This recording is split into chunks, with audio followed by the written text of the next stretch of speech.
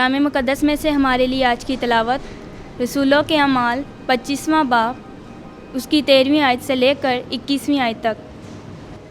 और कुछ दिन गुजरने के बाद उगरपा बादशाह और बरनीका कैसरिया में आए कि फस्तुस से मुलाकात करें, और उनके वहाँ काफ़ी दिन रहने के बाद फस्तुस ने पलूस का हाल बयान किया और कहा, एक शख्स है जिसे फेलिक्स कैद में छोड़ गया है। जब मैं यरूशलेम में था तो सरदार काहीन और यहूदियों के बुज़ुर्ग मेरे पास आए और उसकी सज़ा के हुक्म के तालिब हुए।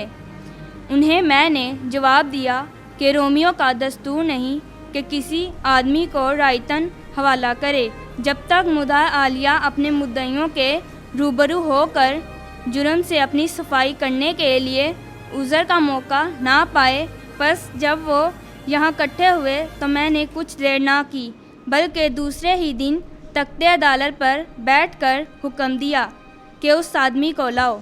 मगर जब उसके मुद्दई उसके गिरदागिर्द खड़े हुए तो उन्होंने उसके हक़ में किसी ऐसी बात का इल्ज़ाम ना लगाया जिसमें मुझे कुछ बुराई नज़र आती हो, बल्कि अपने दीन और किसी यस्सु की बाबत उससे बहस करते थे जो मर गया था, और पलूस उसे ज़िंदा बताता है।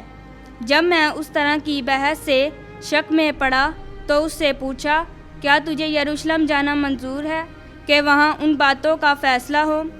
मगर जब पलूस ने अपील की कि मेरा इंसाफ शहंशाह की बारगाह की तजवीज़ पर मौकूफ़ रहे, तो मैंने हुक्म दिया कि जब तक उसे कैसर के पास ना भेजूं इसकी निगहबानी की जाएगी। पाक कलाम के पढ़े और सुने जाने पर खुदावंद की बरकत हो। खुदावंद का शुक्र हो।